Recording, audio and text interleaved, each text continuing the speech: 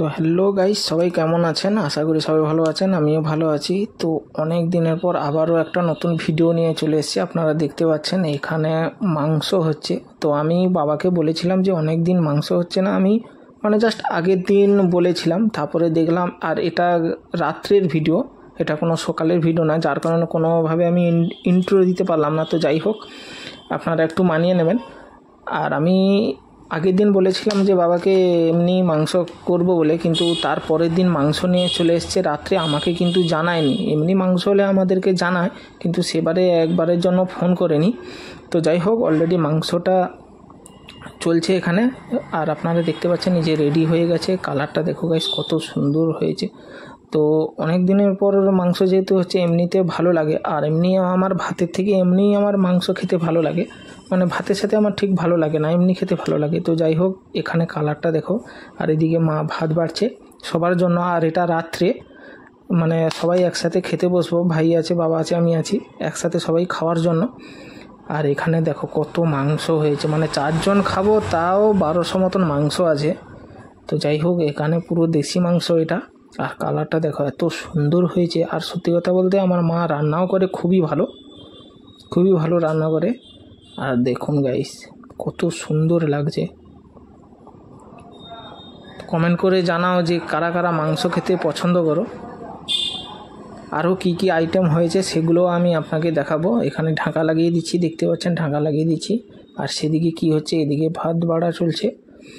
আর সেখানে কি হচ্ছে দেখা যাক, আপনারা কন্টিনিউ ভিডিওটি দেখতে থাকুন।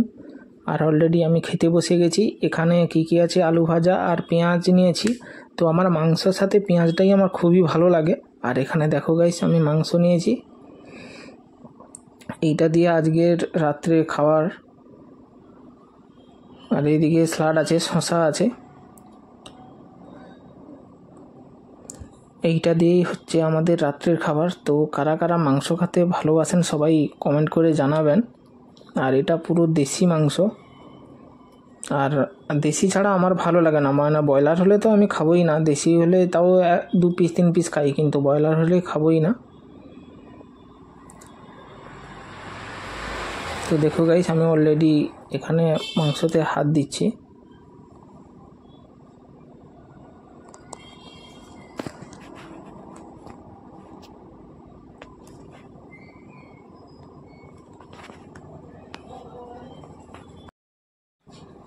আর আমি খেয়ে চেক করব যে কেমন হয়েছে। আর আজকে আমি সত্যি কথা বলতে এমনিতে মাংস ভাতের সাথে না, এমনিতে আমার খেতে পছন্দ, আমি আগেও বলেছি।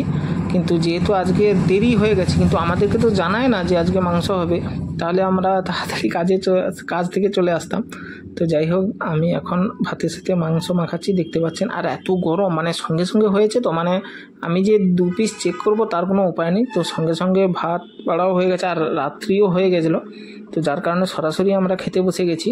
তো এখানে দেখতে পাচ্ছেন মাংসটা নিয়ে আমি ভাত মাখাচ্ছি। এবার চেক করব যে কেমন হয়েছে।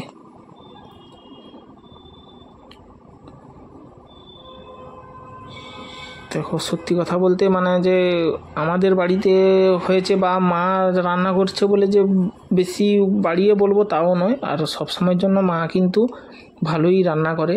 আর একটা কথা গাইস, এটা আপনারা একটু ফলো করে দেখবেন যে এমনি আপনি, আমার বাড়িতেও গ্যাস আছে, কিন্তু গ্যাসের থেকেও না, আপনি যদি বাইরে কোথাও উনুন বা কাঠের জ্বালানি দিয়ে যদি মাংস রান্না করে, তার টেস্ট কিন্তু সম্পূর্ণটা আলাদা। আপনারা একটু বাড়িতে চেক করবেন যে কথাটা ঠিক কিনা। এখানে মা আমাকে আরও মাংস দেবে, দেখছি যে কোনটা দেবে।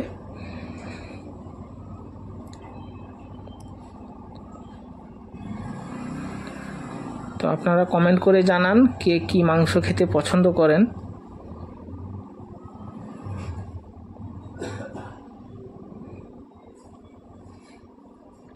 আর আমাদের বাড়িতে যে খুব বেশি একটা দেরি হয় তাও না, দেরি এই যে মাংস হলো, আবার 1 সপ্তাহ কি 10 দিন পর আবার মাংসের এরকমই চিন্তাধারা থাকে। আমি নিরামটা ঠিক পছন্দ করি না, হয় মাছ নাহলে মাংস, এইটা দিয়েই আমি খাই, এটা আমার পছন্দ। তো নিরাম তো আমি কোনোভাবে খেতেই পারি না। তো যাই হোক, মানে আমার সপ্তাহে একদিন নিরাম আছে, সেটা কোনো ক্রমে আমাদের করতে হবে, সেটা বাধ্যতামূলক যে আমাদের নিরাম করতে হবে।